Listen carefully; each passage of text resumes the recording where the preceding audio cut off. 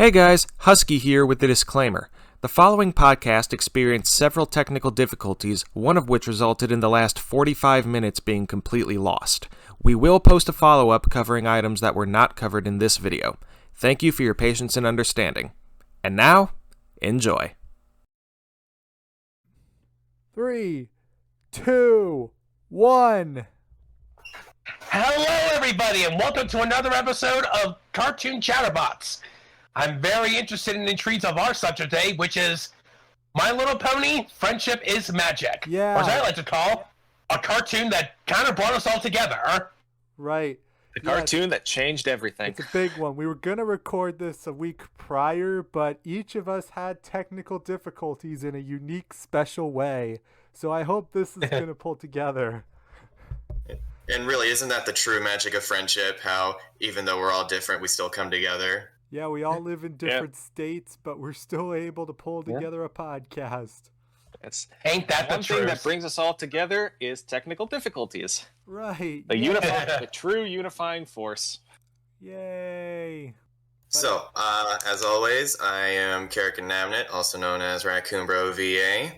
I am Wesley Hunt, Dr. W, and the burden of recording is mine now. I'm IrishHuskie, and if my voice sounds a little different, it's because I'm doing this through my phone. The technical difficulties on my end completely fucked up my computer, so this is what we're doing now. But I got. Oh yeah, I guess I should mention that if I sound different, I'm back in my parents' storeroom right now because it's Thanksgiving week. Right, but I And got I'm hanging out with them. Yeah, but I got OBS specifically for something like this, so we're good. And I'm damn glad you did. Yep. And I'm Yodajax 10, aka Jackson Lennox. I am a writer and reviewer online, specifically in animation, and I also do a lot of voice impressions, including Pumbaa from The Lion King, and I also do Hop Pop from Amphibia. Will you die alone? Well, that was a mistake. Right. Well, I remember when this caught on, I was junior year of high school. I did an interview for the school newspaper because me and this other student were known as the Brony Kids. So I always like to ask everyone in the fandom, what's your Brony story? I'll start. Okay, so I knew My Little Pony was a thing from like 2011, so around my sophomore year of high school. I was really big into YTP at the time, and this was quickly becoming a popular source. I didn't really get intrigued with the show, though, until my younger brother showed me a little video called Apple.move. Oh, that one. Ah. It was fucked up and absolutely hilarious. Well, forget you, Twilight. I can eat all these apples. Oh my gosh, Applejack. I just remember You crazy dude. I'll never forget the video at a convention where somebody asked Ashley Ball to say that exact line. Yeah, that was and she great. did. Well, anyway, that's not the moment that made me a brony, but it always stuck in the back of my mind. What was it about this show that got not just adults and teenagers talking about it, but making things like this and getting popular? Eventually, I decided to check out an episode at random. This was between seasons 2 and 3, so the pickings were relatively slim. I ended up choosing the episode Read It and Weep. I watched it, and I thought, okay, maybe there's something here. A little while later, I decided to check out the show from the beginning. Figured I'd, watch an episode or two a day. I got through the first 2 seasons in less than 2 weeks. So that should tell you everything you need to know. Can I just say how fitting it is that your first episode was Read It and Weep? An episode all about not putting off new things. Right, a lot of people have interpreted that as an allegory for the fandom in general. Yeah, definitely not intended. Plenty of shows have done this. Arthur did an episode like that too. Yeah. But that's how I watched the 2 seasons within those weeks. Waited for the 3rd season. Officially got invested. And that is how Equestria was made. Yep. Ah! Mine's kind of similar. I had a friend who was telling me about it. He said he'd watched a few from a friend of a friend himself. And one day I remember the exact day, October 16th, 2011. And I was just like, I got nothing better to do. Let's go with that. So I started from the pilot. And I was pretty interested. I was like, wait a minute. I've heard this story. It's a narrative. It's people with elemental powers. I'm kind of sold. And it looks kind of nice. So I'll do it. I marathoned the whole series in about a couple weeks also, up until Lesson 0, which was the most recent episode at the time. But what I did was I picked and chose. Like, I focused on a little the main 6 episodes. I saved the CMC episodes for last. Any particular reason? They just took a while to grow on me. Fair enough. And plus, a lot of people believe that Showstoppers is like the worst episode of season 1, so yeah. And I went through a little bit of an existential crisis of liking a girl show and trying to think of what this would mean and how I would get over the stuff. But when my dad found out, I was like, whatever. Yeah, I didn't have a big explanation or a big revelation to them. They were just like, whatever. Man, I remember those days when it was a big deal to, quote, come out as a brony. Yeah. I do. I do get that, because I mean, I feel like a lot of us when we were kids, especially little boys, that may have those phases where if it's anything to do with princesses or just like girly stuff, you'll automatically boycott it because it's like I can't watch this, it's too embarrassing. I watched Powerpuff Girls, Totally Spies, and Sailor Moon unironically. Powerpuff Girls, Lauren Faust, even. Mm-hmm. It's like, I'm a boy. I watch DreamWorks. My favorite movie is Shrek. Get over it. To be fair, it is still one of my favorite movies, but that's besides the point. Yep. But yeah, there's that sort of thing. But then it became more mainstream, and the stigma kind of wore off. Yeah. It's crazy how far that whole thing came.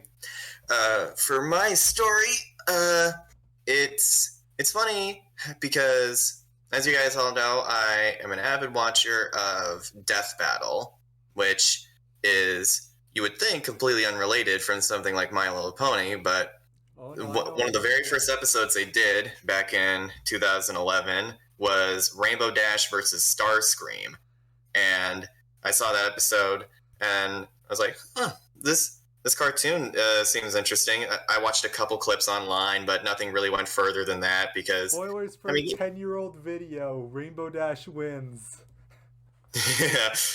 They straight up said that they wouldn't make the episode if Rainbow Dash lost because they were like, what would be the point? Yeah. And then... nothing really went further than that because I was just a little kid. I didn't really know anything about streaming sites or ways to watch cartoons other than on TV, and we didn't really have the hub back then. And a few years later passed, in 2016, Death Battle does another My Little Pony episode, Deadpool versus Pinkie Pie. And when that was announced, I was like, all right, time to bite the bullet. My friends watch MLP. I've seen people talk about it. I know that the show is probably good, so I'll check it out. And I kind of skimmed through it, I guess you could say. Like, I tried to watch the most important episodes, at least the ones with Pinkie Pie, to do quote-unquote research before her episode. And I had gotten up to season 4, and I was really liking what I saw, and I eventually... watched all the stuff I skipped as well, including the bad episodes, because I figured I should at least say that I've seen every episode to be considered a true brony. And at Christmas, I had a funny little, a funny coming out moment with my parents. I was like, guys, I have an announcement to make. I'm a brony, and the sigh of relief that swept through the room was crazy. That's funny. Really? Well, this sigh of relief because they thought I was going to come out as something else. Right. But yeah, I'm always really glad to hear people say their parents were cool with it. So what about you, Jackson? I have an interesting little introduction to it. My introduction actually goes back to 2012. I was just doing some fun little pictures on because I really love the genie from Aladdin, and I kept seeing for whatever reason, I keep seeing this pink pony alongside a genie in some pictures. I'm like, what is this? I'm like, I can understand characters like Beetlejuice or like some like the Mask or something, but like, what does this pink pony have to do with it? And like a couple months later, I'm like, okay, what is the show? What is with the hype for the show? My Little Pony? I'm like, okay. So I decided to like pick an episode that I found online, which was called A Bird in the Hoof. Like, I only saw like a clip of the episode. The clip I saw was of the bird exploding. I was jaw dropped. I was like, what? Huh? Like, and I hate to sound like that guy, but like I kind of avoided it after since because I'm like, I didn't know what to think of it. So cut to May 2013, where I'm like, okay, I was too harsh. Maybe I should just give this another chance. And so I picked a couple episodes at random, like episodes like Sleepless in Ponyville or Scissor Who's Social, like those kind of episodes. And I'm like, okay, this show is really good. Like, I'm gonna keep watching more. And after that, I pretty much became hooked on it. I was interested in the setting of the show. I enjoyed a lot of the characters and like a lot of the situations they got into. And yeah, that's where my story goes, and that's how Pinkie Pie got her cutie mark. And you guys are going all over the place compared to me. Like, when it comes to first episodes, meanwhile, I just started with the boring first episode of the show. You begin the show with the first episode? What are you, a scrub? Yeah, I started from the pilot. I was pretty curious, though, because I was a Star Trek fan, and I heard John Delancey was in it, basically playing the same role he did on Star Trek. Oh, yeah, like, I also want to talk about, like, Star Trek for a little bit, because, my late father, he was a huge Star Trek fan, and, when I was watching a little bit of, like, Discord, I was, like, I decided to be, like, I was a little nervous. I'm like, hey, Dad, like, I know you love Star Trek and everything, like, on this cartoon called My Little Pony, Q plays this character called Discord, and, like, I showed him a clip, and as soon as he heard John Delancey's voice, like, a big smile came across his face, and, like, that was like the only clip I showed of it to him, but I kept the feeling that he'd be okay if I was watching it. Right. Aww. Q made the early seasons of Next Generation. He was the best character on there. And I love how he just basically plays the same character. And it's funny. Yeah. And like they're able to do even more crazy stuff since it's animation. Yeah, and I saw a lot of memes with it, and one of them was of Three's a Crowd, where Discord does that crazy stuff, and there's a picture of Picard saying, "Enough with your silly games and costumes, Q." Yeah. Or something like that, an actual line from the show. Even MLP themselves couldn't help but reference Star Trek eventually. Yep. And like, Grandpere was there, and so was Mudbriar being all logical and stuff. And that was the Shat Man in another episode. Oh yeah. For those who don't know, Grandpere was played by William Shatner, and if you haven't seen it, I would highly suggest looking up the bloopers of that episode, of William Shatner recording that episode. It is one of the most glorious things you will ever witness. I heard that. He was just doing these weird sounds. I was just like, I can't stop watching this. I need to watch more. I'm like Squidward. I'm like, I gotta have more. He's like, I gotta get into character, do the horse sounds. They go like, oh, like, oh. I noticed the comment thread, a lot of what hooked it is the memes, just the novelty of the show. Right. So, I guess now that we've said our introductions, maybe we should go ahead and start the Flame Wars and say who Best Pony is. Are we talking about Best Pony at their peak or in general throughout the whole series? How about both? For me personally, I would say my favorite pony to watch is Pinkie. She's kind of like my personality incarnate. But honestly, I'd say best one throughout the whole series, Rarity. Rarity never had a bad episode.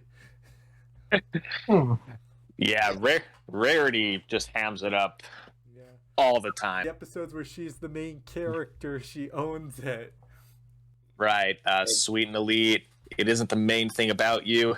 Dog and Pony Show. Rarity Investigates. I love that one. Sister Who's Social. My favorite episode, focusing on her. It's a good one. I think- Simple Ways, I feel, is an underrated episode, if not for the climax. I don't care much for that episode, but yeah, she absolutely justifies watching it. Yep. I love being covered in mud. As Tabitha St. Germain at some of her very best, in my opinion. Right. I think she said her voice broke doing some of those accents at some point. Yeah, she can't. I think Yeah, it's a common thread with her roles. She can't seem to pick an accent. Which oddly enough makes it more charming. yeah. I think my favorite line from her comes from a PPOV when it's not even her, it's a reimagining of her. Oh, darling, this food isn't meant for a pony of proper breeding, darling, and refinement, darling. What is it, G3 Rainbow Dash? Right. That is still the funniest thing to me, how different those versions of the character are. Right. It's okay because this one kind of exists as a standalone doing its own thing. Just wait till we ever do a Ninja Turtles episode where it's basically a 40-year history lesson on a franchise. That would be a lot of homework to do. Yeah, but this one you can watch on its own. I agree with Wes. With Pinkie Pie, in general, she tends to be my favorite pony to watch because I relate a lot to the antics she gets into and just trying to make everyone happy but going crazy trying to please everyone, especially in like in episodes like Party Pooped or the one where Pinkie Pie knows. That's literally the name of the episode. One of the two episodes I rewatched for this podcast was Party Pooped, and I was dying. I'm sure. Did you appreciate the Beatles montage? Oh yeah. But I think when it comes to peaks, I think Fluttershy has some of my favorite peaks in the show. She's got some really good dramatic moments and stuff like Hurricane Fluttershy and It Ain't Easy Being Breezy's. Like that's a really heart tugging one. And I also think in stuff like Scaremaster, she's freaking hilarious. Oh no, man! Scaremaster is just so freaking funny, especially the tea party haunted house. Fluttershy's an otaku confirmed. That is honestly one of my favorite comedic scenes in the whole show. Yeah. I'm glad you liked it. That's fine. I just it just didn't really sit well with me. But I also feel like Fluttershy kind of resonates because she's a very good, very authentic portrayal of social anxiety disorder. To a point. I feel like in like later season 4 they kind of over exaggerate it, like in Philly Vanilli. I was gonna say, I know that some people are gonna point to Philly Vanilli, and that episode's got some good merits to it, but it's not a lot of people's best performances. Not to mention Pinkie Pie. Right. I kind of like to forget that episode exists, honestly. First time I watched that episode was right after my trip to New York when I got really sick. So maybe that alone sours the experience, but even just watching it on my own, I remember thinking, okay, it's Hurricane Fluttershy, but worse. Yeah.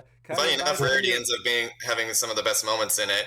You lost your voice in a turkey call? Yeah, I'm with you there, Carrick, with Fluttershy having the best peaks. Like her character arc, first few seasons, she's all right, has some peaks and valleys. Peaks being episodes like Hurricane Fluttershy and might as well throw in Dragonshy. Yeah. Valleys being Philly Vanilli and Magic Duel. She was like a 2 steps forward, 1 step back kind of character. Once they got her the big character development moments, they were more consistent about how shy she was, quote unquote. Right. Well, here's the thing though. As soon as season 5 started, it was like they flipped a switch on her. Yeah, exactly. Because at that point, she stopped being the pony afraid of her own shadow and going into a freak out if more than 3 people look at her. Like, she's still shy, she's still reserved, but she's a lot more sassy, a lot more bold, more willing to be confrontational. Especially in episodes like Viva Las Pegasus. Like she and Applejack really shine in that episode. Yeah. Right. But she's just like, gee, if only we knew some pony who could trick a trickster. Fluttershy, you little shit. I love you. You said you saw Buckball season recently too. Yeah, I rewatched Buckball season. It was a lot better than I remembered. And Fluttershy's outburst on the train is the highlight of that episode by far. Yeah, personally, I think that sport could kind of work. You have someone throw it, you have someone move the basket to make it more difficult, and you have a defender. It could totally happen. Watching that scene is all kinds of interesting because Andrea Lippman's voice is constantly, it's threatening to teeter on the edge of turning into a Pinkie Pie voice, like as she's yelling, but it somehow like keeps like steady on the line of it's Fluttershy yelling, no, it's Pinkie yelling, no, it's Fluttershy yelling. My brother didn't even know they recycled the voices when I showed it to him. He was like, they're the same? And he thought the same of Applejack and Rainbow Dash too. Yeah, I really got to give it up to the voice actresses of the main sets, because especially Andrea Lippman. Like, I remember, like, funny story, I actually got to meet Andrea Lippman at a BronyCon once, and when she did the voices of Pinkie and Fluttershy, she didn't even have to take a breath between them, which is insane. Right. I heard Billy West did something similar, like he'd voice Farnsworth, Fry, and Zoidberg in one scene, and he wouldn't even have to pause or do an alternate take. No, that's impressive.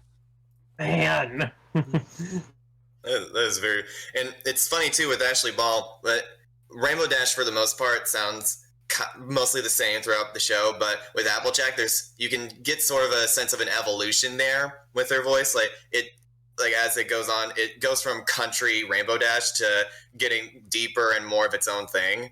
Yep. Right. She's kind of like Reba McEntire in a way. Yeah. Oh, I hear that a lot. Yeah, I definitely do notice an evolution as time goes on. Like, it becomes a little warmer, I guess I would describe it. Yep. It's almost like it's sort of maturing in a way. I actually kind of likened her to Sandy in the first season. Acted jumpier than a rattlesnake in a pickle barrel or something. It's especially noticeable in the episodes that have Dash and AJ starring in it, there are quite a few of those. Mm-hmm. Yeah. And none with Fluttershy and Pinkie Pie, which I still find weird that they never did. Yeah. Like just the two of them? Yeah, I think we got like an episode pairing up everyone but them. Well, we did have that funny exchange in Griffin the Brush Off. Don't worry, your Auntie Pinkie Pie is here to help. I'm a year older than you. Yeah, and then that's when all the analysts started going off on, okay, now we have a sense of their ages, but what else can we find out? Because their age is very much up to interpretation. It's one of those shows. Yeah, I always just thought of them as 20-somethings because they live and work like adults. So, yeah. I personally saw them in their mid to late 20s. Not unlike SpongeBob. That kind of decision. I put Pinkie Pie at the youngest at around 21, and Rarity at the oldest around 26. So she owns a business. Yeah. Right. I actually think Twilight's the oldest, mostly because she has spike in her hair. Right. And that's me. I mean, that's me. Yeah, but don't forget she hatched Spike when she was like 9. I mean 10 or like that age. However old Timmy Turner is, because Tara Strong used her Timmy Turner voice. Yeah. I'll say she's 11 because that's the year Harry Potter went to wizard school, and so that's the year Twilight goes to magic school. Yeah. I'm sure there is tons of fan art on DeviantArt of the Harry Potter characters as ponies. Oh yeah. We got a brief glimpse of that during the glass of water number in Three's a Crowd. Yeah, that's right. Rule 50B. If it exists, there is a pony version of it. I thought that was Rule 63. No, that's the gender flip version. Rule 50 enforces the existence of crossovers, so 50B means one of them will be My Little Pony. Got it. Okay, guys, for best pony, I have to ask, like, do we have to choose like one of the main sets, or can we choose any character? Do whatever you feel like. You say this pony is a Griffin character for all I care. Okay, Spike's my favorite character in the show. Ah, interesting. I feel like he's the character that, like, I feel like it's the most interesting of the show because he pretty much has no family. All he has is, like, Twilight or something and, like, his friends, but, like, he still tries his best to, like, be loyal to them, like, be their side for, like, every kind of, like, possibility. As well, he wants to help in any kind of way because, like, he, like, at times he, like, really doubts himself, and, like, that's actually something that I personally relate to in a way. Like, you want to try as much you can, just win over the people you care about, and that just kind of sticks to me a little bit. But if I had to choose, like, the best main sits character, I have to agree with some of you guys. Like, the one who I think was the most consistently good on her own was Rarity. If there was one episode, like, even the episodes where, like, if I thought she was bad, at least everyone else was bad. But if I had to choose at least one episode where I'm like, I didn't like her in, like, just herself, I have to go with Dragon Dropped, if I really had to choose. But other than that, Rarity's the character I have, like, the least problem with on the show in terms of the main sex. I remember after the mid-season hiatus in season 5, she got 3 consecutive episodes. That's to make up for not having any in season 3. Right, but hey, it was worth it. Those episodes were great. Season 3 was such an experimental season, now that I think about it. Because they were planning on it being a finale, so they wanted to water it down to make exactly 65 episodes for syndication. They talk a lot about how it needs to appeal to kids, and that's why Nickelodeon shows get canceled, because they're not catching with kids. But adult viewers matter too. Without Bronies, MLP ends in season 3. Speaking of Rarity, since Rarity has a cat, my cat just came up on the bed with me. Aw. Hi, Yoda's cat. Yeah. Is it a normal cat or a talking cat like Capper? The rules of this universe are confusing. Yeah. That's a regular cat. Thing all over again. Yeah. Or like even the Pinocchio rule with like a Figaro and Gideon. But hey, if cows can talk in this universe. And sheep, don't forget sheep. Oh, and sheep. Applejack keeps them on the farm, but they're shown talking, moving around, and even behaving like other citizens. You could have just asked. And some of them have a Wisconsin accent. Yeah. Fitting, because that's where all the cheese comes from. Yeah. Yep. But I figured it had something to do with that. Yeah. Cheese? I thought we were talking about My Little Pony, not Foster's. Oh. My gosh. I was speaking of cheese. How about that Weird Al cameo? Oh. Yes. Not a cameo if Yes. 2 episodes. Okay, he was in more than one episode, but He had let's 2 face it, episodes. Yeah. And he I got think to one sing was, 2 both- episodes with a speaking role. And he got to sing both times. I remember Weird Al saying that like he'd love to be on the show as much as possible. I guess now is a good time to establish how much of the show have we all actually seen. All of it. I've seen like up to like from season 4, like up to season 4, I've seen every episode. I have not seen a lot of like season 5 onward. I've seen most episodes, but not all of them. I've seen every episode. I have too. I wonder what happened in season 5. Was there like a writer change? Did the old guard come? I think it might have been Discovery taking full ownership. I watched every episode up to the mid-season hiatus of season 8. Well, not every episode. I skipped over Parent Map. The last episode I saw was Meltdown, which, Spike got his wings, so you have to watch the episode, even if you don't want to. The biggest retcon in MLP history. When Twilight got his wings, oh look at that, she got her wings. Oh, isn't it just all fun and stuff, fun sparkles and all that? When Spike got his wings, oh good, like we can use you to try on clothes. Right. Really respectful, guys. When Spike got his wings, I was just like, neat. Anyway, I guess most people agree that around that time, at least season 8, definitely we got the quality was not quite up to par. with Although other it's stuff. Although it's season 8, there is one crucial episode that seems to have almost universal praise. It's Sounds of Silence. Yeah, that is without question the most loved one of them all, and I do not blame anybody for that. I didn't see that one. Who stars in that one? It's another Applejack and Fluttershy episode, and Rachel. Well, there you go. But they travel to the pony version of China, and they see these creatures called the Kirin, which are that's basically a Chinese unicorn. And Rachel Bloom guest stars in it. Yeah, and they're sworn to silence, but then they learn, that was kind of silly anyway. But it's fun because there's a good new character who's fun. The mythology is pretty nice, and there's a musical number that's a banger. I really wish the show brought in more guest stars. I mean, we had people like Weird Al, Patton Oswalt, William Shatner, but I'm like, this show really could have brought in a lot more people. Right, especially after it got mainstream and the novelty of doing My Little Pony would be gone. Although I do remember watching Jeopardy one time, and they talked about how one of the clues said that Emily Blunt was in My Little Pony movie, and my mom was like, why would Emily Blunt be in My Little Pony? For fun.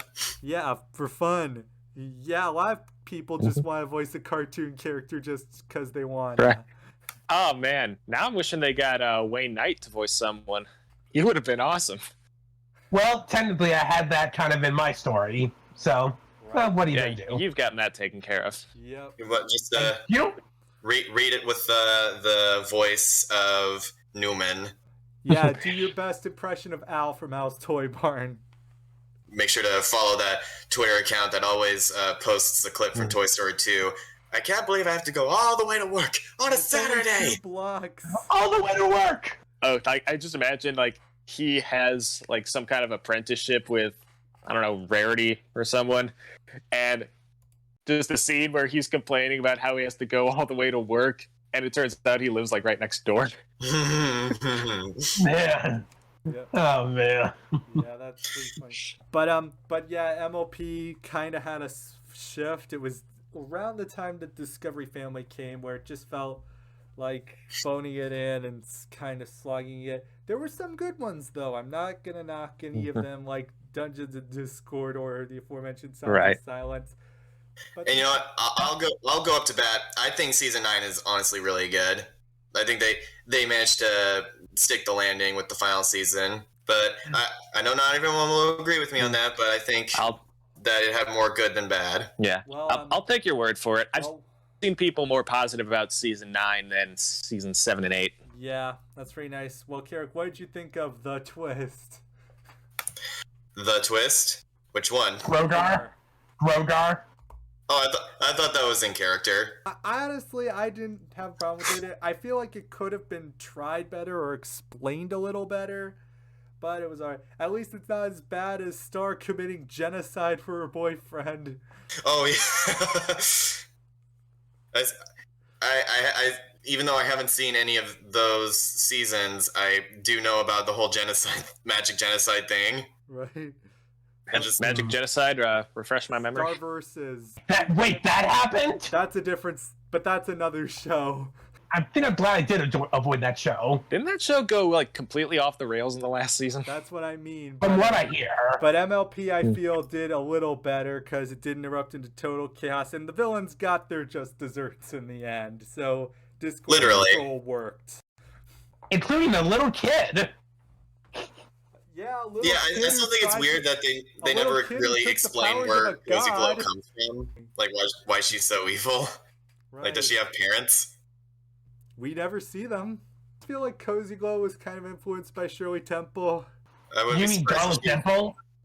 Yeah, I was gonna say that Cats Don't Dance villain. Yeah, well, she was also influenced by Shirley Temple. If she was evil. Yes, which made it so funny. I was dying that whole, but yeah, it was pretty funny, and we had a big team up of the big bad guys, and we actually got to see Tartarus, which I thought was cool. Tartarus, yeah. Like, or as they say Tartarus. Yeah, well, MLP Tartarus. Isn't that a curse word in SpongeBob? No, That's tartar sauce. That's what you put on fish. He's actually pretty good with their mythology. They had a lot of stuff. They had the Keaton from China. They had Tartarus and the one-eyed thing that hunts the griffins from Greece. They even had the Owizodal, which I had to look up. I'll never forget his introduction in Read and Weep. He comes up, we see his menacing appearance, and then, hello, Rainbow Dash! That is one of the funniest moments in the whole show. But the Owizodal's a thing. It's from Aztec mythology. Neat. They probably have a fact checker on their staff. Also, I kind of didn't have a problem with Daring Do herself being real. I mean, there was a lot of talk that Arthur Conan Doyle was Sherlock Holmes himself. The big problem came from Fame and Misfortune, where they wrote about the incident and published it. Don't you think that might have been I fucking hate that episode. I hate that episode. I hate it. Do you guys know about the episode Daring Doubt? Yes, I have. Oh yeah, I've that seen episode it. exists. Where they retcon all those episodes saying that Owizodal is actually a guardian, like guarding all of those treasures, and he was actually a good guy the whole time. Wait, I'm thinking of a different episode. I was thinking of Daring Don't. Yeah, no, Daring Doubt. That's a season 9 episode. It's No, wait, I was thinking of Daring Done. Never mind. It's one of those episodes that kind of gets ruined by the ending. That happens. I remember when I used to do 10 words or less summaries of each of the episodes. When I got to the episode Daring Done, ? My review was, no, not done.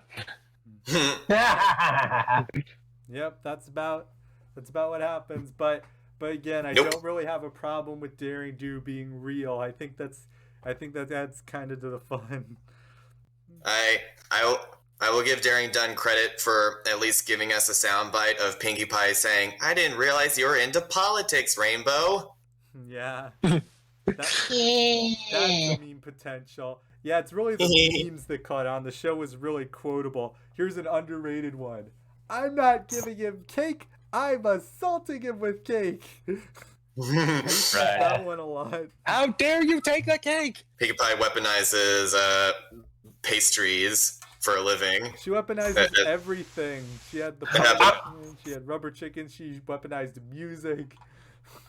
I will say this about My Little Pony. Even though, as far as the comedy goes, I don't think it's like ha-ha funny like, say, like SpongeBob or Amphibia, but when it does get good laughs, it does some really good ones. Yeah. Right. Yeah, again, the Canterlot Anthem. That's the one moment that made me belly laugh.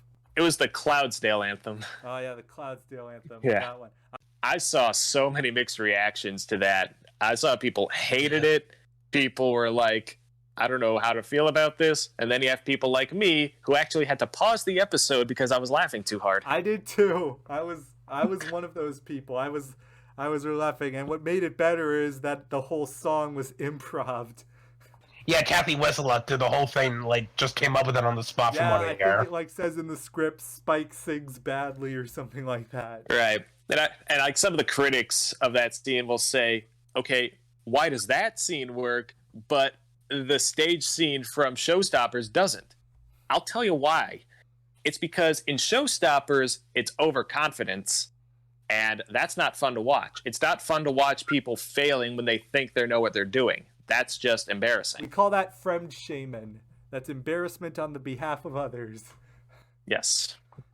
Whereas this, it's not just that Spike knows that he doesn't know what he's doing, but the way that he fails is so out of left field. Nice trees? It's a city in the sky. What are you doing, man? And then he constantly thinks that the song is going to end, but the music keeps going. Over now. Now. You also look at the crowds. It's another case where the reaction is arguably even funnier than the joke itself. It's like everyone's just like, should we be watching this? And then you've got Pinky over there who's enjoying it anyway. Yeah. Nailed it! Rainbow Dash, she has she just look blankly at. She doesn't even know what to think of it. Right. Like you see Spitfire's face. I don't know if it's like how dare you assault our anthem like this, or I am both terrified and sorry for you. Yeah, in some countries that can be an act of treason. Ugh. Yeah. What reminds me of most is I think it was the scene from Borat where he tries singing the Kazakhstan anthem. Oh, and what's funny is that at the prelude to the Olympics one time they played that version instead. True That's story. awesome. That's funny. I still need to see that movie. But yes, My Little Pony does that, and it also had references to Pulp Fiction and Big Lebowski. Oh, here's another laugh out loud episode. Saddle Row review from season 9. Yeah, that's such a unique episode. I love the presentation. You want to know what I think the funniest part of that episode was? It was when it's with Fluttershy and the raccoons. Fluttershy she says, "I have sad news. You all have to move." But what cracks me up is that you think, oh, the raccoons are gonna start crying with her. But no, they flat out attack her. Maybe it's just maybe it's just a cynical, sadistic side of me. But I kind of found that funny. Yeah. Doing what you least expect. Right. Yeah. Good mark of comedy right there. Right. You check their math. I think the first real math problem we see in the show is Call of Cutie, where they have a physics problem. How does it hold up? I think it checks out. Their math is accurate too. I think season 6 might be the most mixed for me because there are a lot of really great episodes, like the Saddle Row review and Gauntlet of Fire. That's a good Gauntlet of Fire was Dungeons and Discords, but it also has some of the most cringy moments of any cartoon I've watched, freaking Newbie Dash, the scene where Rainbow is imitating all of her friends. It is impossible for me to watch that scene without needing a bucket to throw up in. Yeah, if they talk about Best Pony, I feel like Rainbow Dash is the one who was the most mishandled. It's a lot of times the writers forget what her shtick is. I feel like Rainbow Dash has some of my least favorite episodes, but it's almost never her fault. She's just a victim of circumstance. Right. Yeah. Newbie Dash being a prime example. I get where people like Josh Scorcher are coming from because, I've never been in the military, so I can't relate to that kind of thing. But I don't know, it feels like it could have been presented a little bit better. I don't know. I feel like Rainbow Dash had all the leverage in that episode. She could just say, if you keep calling me Rainbow Crash, I'm walking. And she'll have the high ground. What are they going to do? Kick out their best flyer? They lose either way. Right. Yeah. Every time this episode comes up, I just think, Newbie Dash? More like belongs in the trash. Sorry, must have missed that.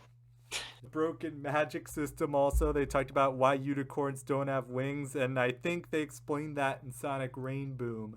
They can, in theory, make wings, but they wear off in 3 days.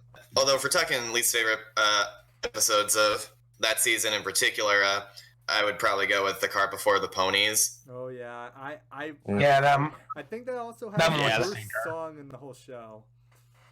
Yeah, season 6 had a few episodes where it's this whole thing could have ended if you had just said something.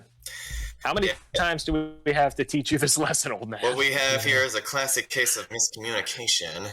What we've got. If you want to know, failure to communicate. I was afraid that Where the Apple Lies was going to go in the same direction, but they resolved that literally right after the theme song before getting into the actual story. if you want to know my least favorite episode of the season and my worst episode of the whole show, oh, who am I kidding? You guys all know what it is right now, do ya? I think so. No second prances.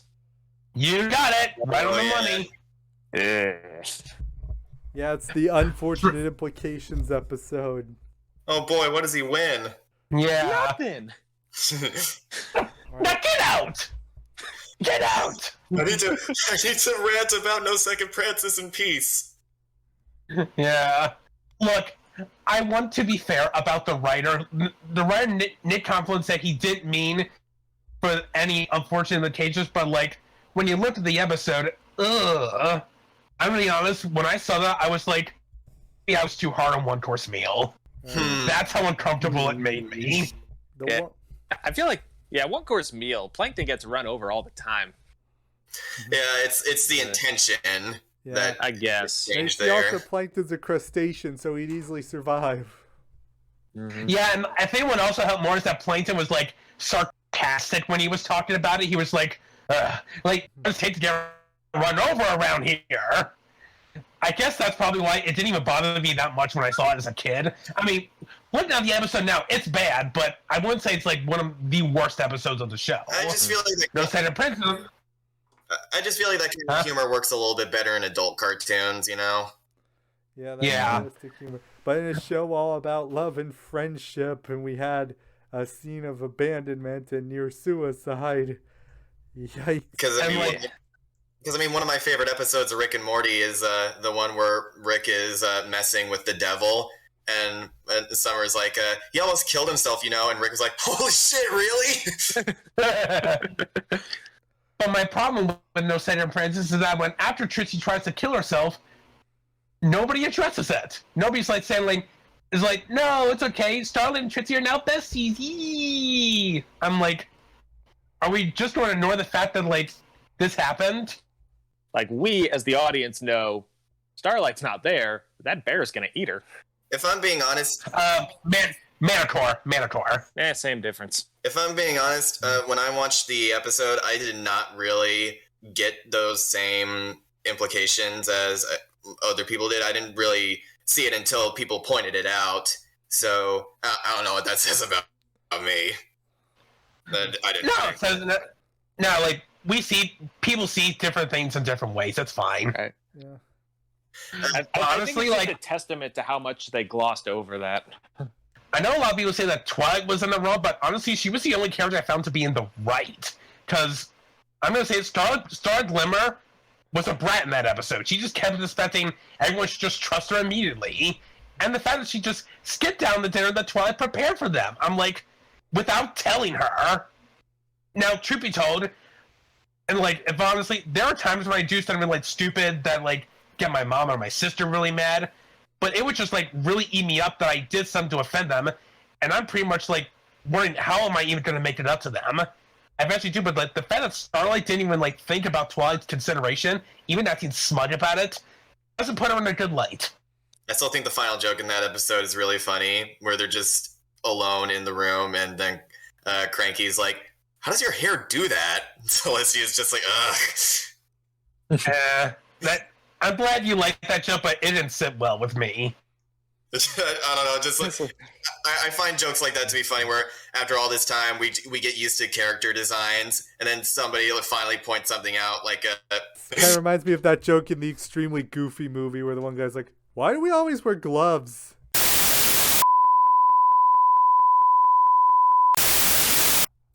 We still here?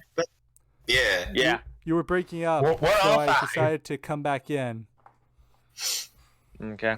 I think we should still be okay. Hopefully we can edit that in post. Probably. Hopefully. But anyway, it's pretty interesting also to think how the show brought everyone together. I think all of us tracked Equestria Daily. I made Equestria Daily one time. It was for really crappy fan art I drew. Sunset Shimmer's birthday. I don't do fan art, so that's more I've done.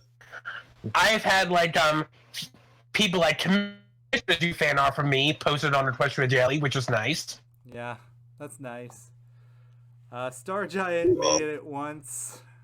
And I've never actually frequented that site very much, so yeah. I check it every now and then for news updates every now and then. Like such classic news articles as, do the G5 ponies have smaller butts? Classic journalism. Someone's got to check it out. Yeah. But I think what really caught it on was the analysis community. This is a good show for people who like to fill in the gaps. Yeah, I think that's a fair point. And it's got a lot of world building, and they mentioned Philadelphia, but we never actually go there. So it's pretty fun just to have these people sit down and speculate, and that's kind of how it got going. Yeah. That'd be really tough. I've never been much into the whole speculation thing. I prefer it when analysts focus on what's actually on the screen. Same. That's kind of. But hey, that's just a theory. Well, pony theory. One of my favorites was that blue unicorn guy. I forget his name. He ran Cutie Mark Labs. But he was one of my favorites because he actually did apply science to it. Cool. Like what would it take to do the sonic rain boom or the biologic function of cutie marks, that sort of thing. But I think that's what kind of drew it. And then we had some other commentators, and then we found forums and common interests, and boom, here we are now. It might be that I'm a little out of the loop, but has kind of have brony analysts, most of them kind of moved on to other stuff, or has it sort of winded down in frequency? No, yeah, most of the brony analysts do other things now. Not much of a point analyzing if there's no show. True. Yeah, I still watch Josh Scorcher for his countdown lists. Yeah. Yeah, I still watch Josh Scorcher too. Yes, but he's sort of what I'm talking about. He turned his focus to video games. Yeah, exactly. Didn't he start out with video games? Yeah. Yes. So he Somebody convinced him to watch My Little Pony. Mm-hmm. Did anyone And look where he is today. Did anyone see Jenny Nicholson's video on the last BronyCon? Who? Jenny Nicholson? She used to be the person who ran Friendship is Witchcraft. Then she became a traditional reviewer, and she did a feature documentary on the last BronyCon. You may know her from such classic reviews as A Needlessly Thorough Roast of Dear Evan Hansen 2021. Right, but the last BronyCon did for the Hugo Award, and it's pretty nifty. As was the cutie map, by the way, but that might have been due to questionable circumstances. Let's just say it was hijacked by trolls. Yeah. Oh well, sometimes trolls can do some good. Right. It didn't win, but just having it nominated was pretty cool. So what would you guys say is your favorite season overall? Like the season that has the most hits? I tend to go back and forth between season 2 and season 5 myself. Yeah. I'm similar, but for me it's season 2 and season 4. Season 4 felt pretty cool and experimental. And honestly, if the show ended with Twilight Kingdom, and it might have been better. I agree with Wesley. I think season 4 is my favorite. It had a lot of my favorite episodes, like Princess Twilight Sparkle, like From the Sweetie Belle Toils, Pinkie Pride, Equestria Games, Twilight's Kingdom. That's just to name a few. Like there were a lot of really good ones in that season. Right. Yeah. I'd have to agree with season 4. Season 2 is also up there, and not sure if this is a hot take, but honestly, season 6 is one of my favorites. Like, it has some of my least favorite episodes of the entire show, but like those are the only episodes that I would call bad. Everything else is kind of mid-tier or really good. Right. Yeah, I could see that. But like I said, I just said that. See, I don't think season 6 is the worst. I just think it's some very cringy parts to it.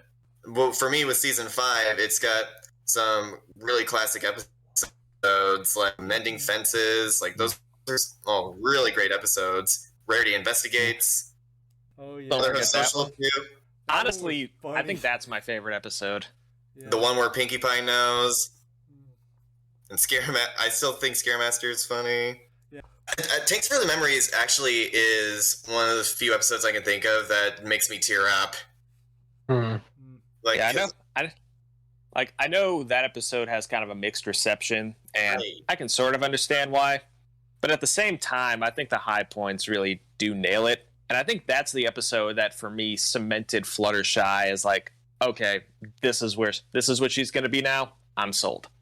I really like that episode. I'm on the side of it's very good, and because I have had that experience of there was a time when our family's cat was like on the verge of death, and the doctors were able to save him, and so we have him for a little bit longer. But oh my gosh, it was like such an emotional time for everyone because we were so scared of losing him. And this episode just makes me think about that.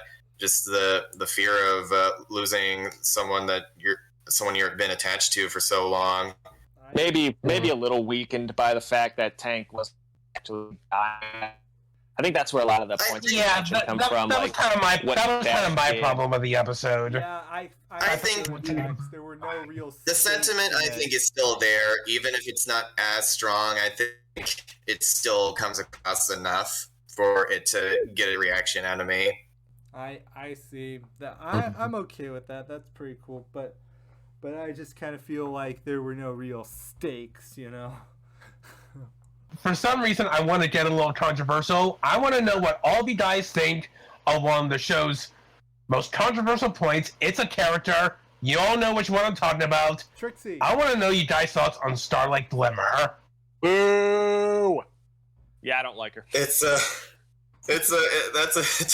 tough one. I feel like she could have been better. It's not tough for me. I do not like her at all. I think she was a good, Yeah. not so good hero. Yeah, I thought she was so as a villain. She had one of the worst redemptions, although the show seemed very determined to top that at every opportunity. But I digress. although honestly, I think the worst redemption was Trixie. Nah, the worst was Stygian from Shadowplay. Oh yeah, yeah. Oh, I mean, I think that's just funny, like how terrible that one was. Like, in the words of Sketchy the Changeling, it's not a coincidence that the Pony of Shadow's initials are POS. And then we just leave Star Swirl to roam the country and die of old age as 1,000 years keep up with them. Mm-hmm. Man, you know what? The comments actually had Starscream appeared as a more interesting character. Like, it's really like how.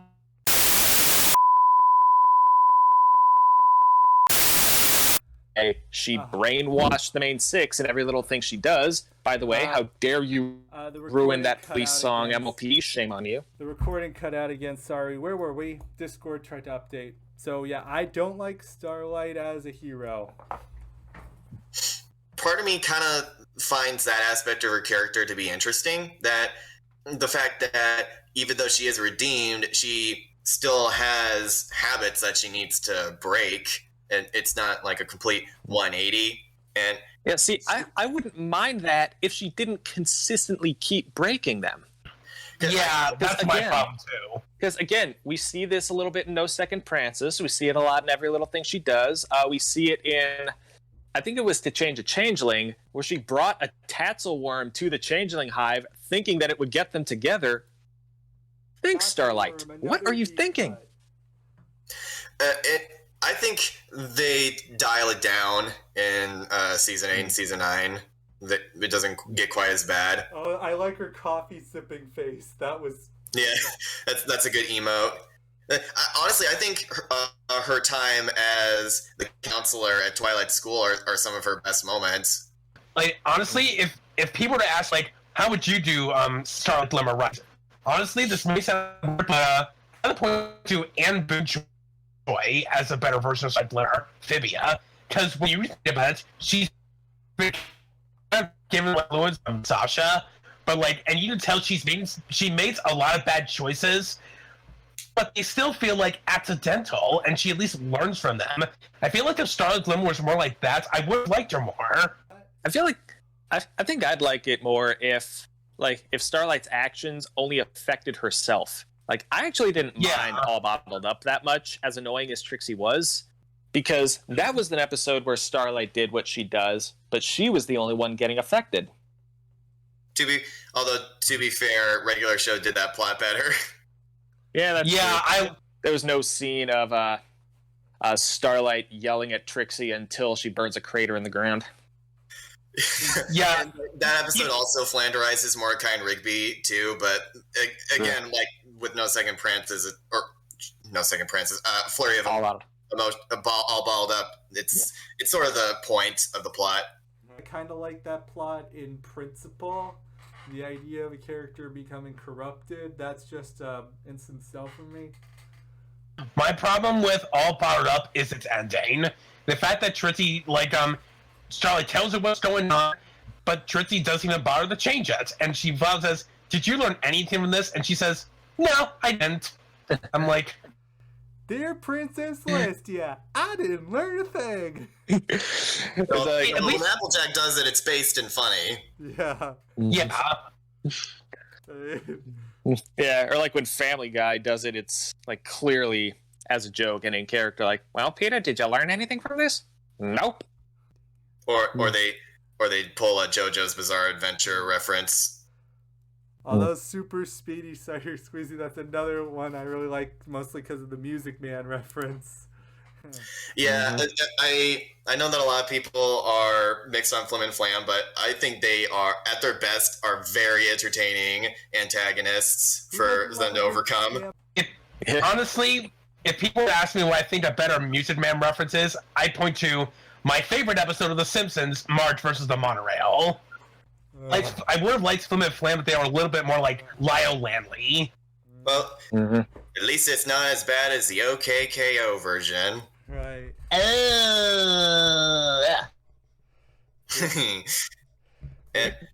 But I mean, seriously, they build this thing. They're skim artists in principle, and they just have the big fun with it. And AJ is the element of honesty. She just goes all out with it. Mm-hmm.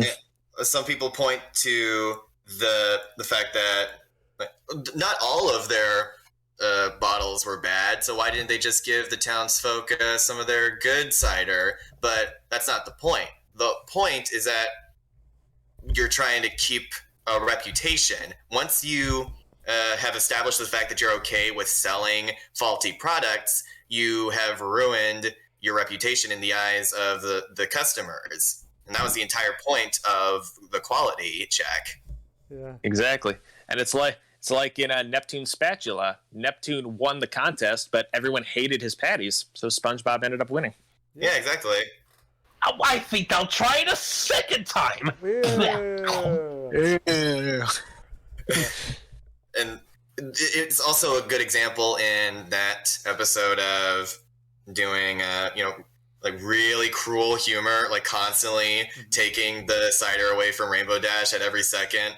But then eventually at the end, Pinkie Pie gave her the cider, and we got that classic scene of them like clinking the glasses. Of course, you have Cheerilee's cider face, which, of course, led the fandom to come up with the rumor that she's secretly an alcoholic, as the fandom is wont to do. Yep. I think they had a special name for that character.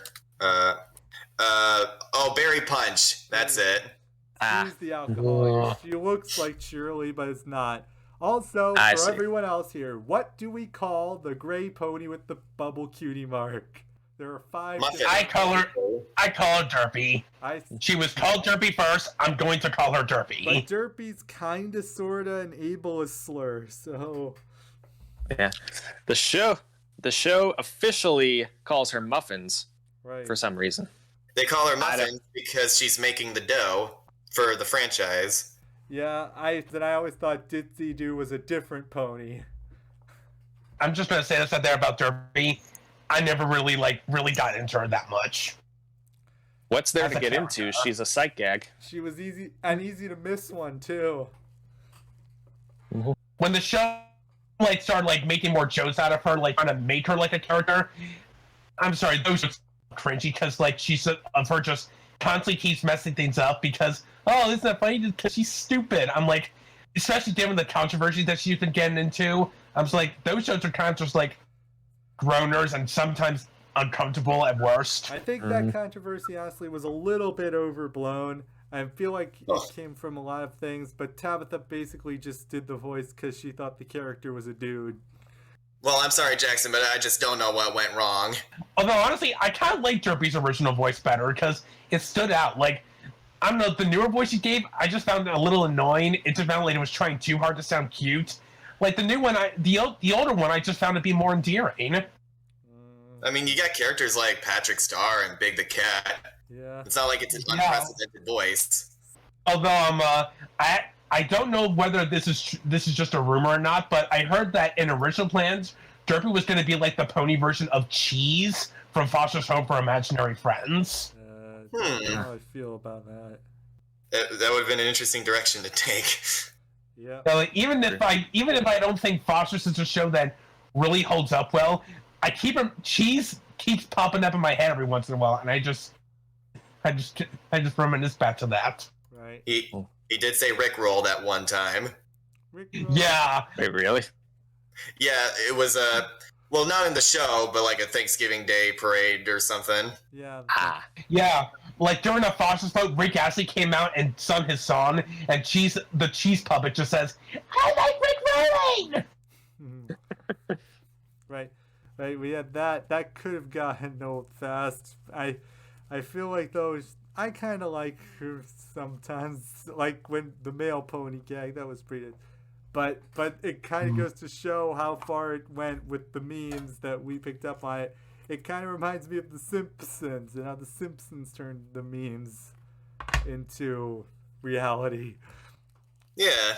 I like because it feels interactive. The fact that they acknowledge their fan base that way, in a way that doesn't feel too pandering. And There have been times, though. And I kind of thought it was too pandering. Honestly, a better version of that episode, acknowledging the fan base, I kind of thought My Leg from SpongeBob was a better example. Because even that one still has some controversies around it. I mean, before I saw that episode, I thought it was just going to be one of those kinds of episodes, but it's just a regular episode, just emphasizing My Leg in comedic fashion. Yeah, and I think what made it work, in my opinion. opinion, is that Fred was given like a personality. Yeah. Like he was given like an actual character. There's a reason he kept wanting to go to the he kept injuring his leg because he liked the nurse at the hospital. Yeah, but I also like how there was a callback to the very first use of the joke. Fred is crushed by a lighthouse. Oh yeah. Yeah. Oh, SpongeBob. That's attention. Why? That's attention to detail right there. But honestly, I feel like Slice of Life could have probably worked if it had more of a plot, like more of a reason to exist. Right. But you know what I think? That episode was for the fans, but Sparkle 7, that episode was for the voice actors. Yeah. That episode I actually really do like. That episode is pretty fun. I did like that one. They for those who don't know, the story credits are attributed to all of the main voice actors of the main characters. I feel like they wrote their own versions. That basically whatever version they were narrating, they wrote that. They got to make their own story contribution. So for Andrea Libman, she wanted Fluttershy to be a spy and for Pinkie Pie to go to the moon. For Tabitha, she wanted Rarity to continue the investigation subplot that she had from Rarity Investigates. Ashley Ball, she wanted Rainbow Dash to have another scene with Zephyr, and for Applejack to have sort of a secret persona as a pop star. With Tara Strong, she wanted a sibling rivalry between Twilight and Shining Armor. Right. And Kathy Westlock, I want to be.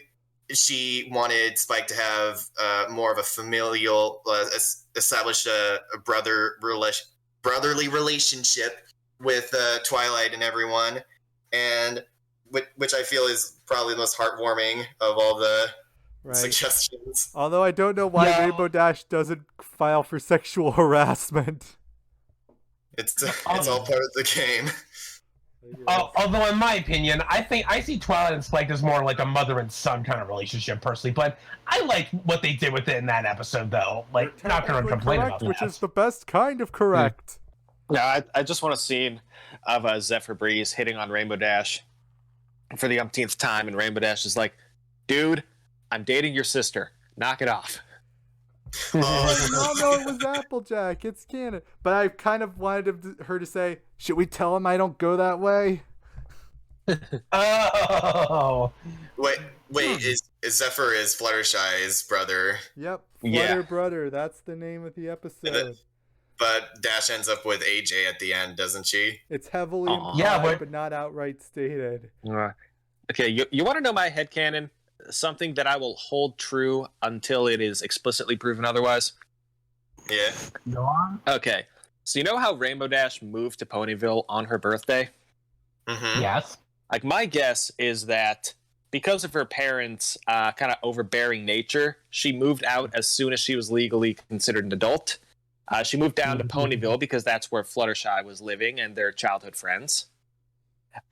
She stayed with her until she could find a job, and they decided to try out dating for a while. They eventually decided they worked just better as friends. Rainbow Dash eventually found her own place, and the rest, as they say, is history. Yeah, Nice. Not a bad headcanon, I would say. I have my own personal little headcanon about something in the show. Like, something I will personally hold true. I think that Cheese Sandwich and Quibble Pants are brothers. I personally feel like that if they ever got an episode together, it'd be kind of like The Road to El Dorado, where it just would be nothing but their, like, the way they work off of each other. I always think that'd be so great, because that way I'm, I think Quibble Pants would be more like Tulio, and Cheese Sandwich would obviously be more like Miguel. Yeah, Naturally. Yep. But instead of a guitar, it would be an accordion. Yeah. Yeah. Like, that was so, like, hearing Patton Oswalt and Weird Al Yankovic work off each other, that would be such a blast. It is still the craziest thing hearing, cause they got Patton Oswalt on the show because he did an entire stand-up bit about My Little Pony during one of his specials. I thought it was for his daughter. Yeah, it was about his daughter liking the show, and he was like, "Now, I personally never really got into the show. I mean, it's the one. It's the one where Twilight Sparkle, she is given an assignment by Celestia, and he just like insanely details the plot and all the characters. And by the time he's done, but I mean, that's just me. I never actually seen it." Mm-hmm. Well, Yeah. John Delancey claims to have never watched an episode all the way through. Not even his own? Nope. He only did the Funny thing documentary out of spite. Funny thing about John Delancey, I heard that when he did the Return of Harmony at first, like, he first did it as like a job, he like barely remembered that he even did it. But as soon as he got like a lot of fan mail saying like, "Man, I loved you as Discord, you were so great," and then he really started to become attached more to the fandom. I mean, it's understandable too, because animation takes such a long time. You just you go in, you do your job, and after an hour, and then you kind of forget about it. Yeah, I'll link the Yeah, Nicholson video in the chat sometime, but not now, of course. But yeah, and it's pretty interesting how the fandom took on a life of its own. It's comparable to Star Wars or Star Trek. I don't know if it's still alive right now, but it was big. I mean, I used to say the only EDM I listened to was Brony music. The only EDM I listen to now is Crypt of the Necrodancer. Right. I did like Swedish House Mafia. I kind of liked Avicii, but it was Brony music that really sold me. Hey guys, Husky here again. This is where the original recording cut off. Please stay tuned for part 2. Thank you.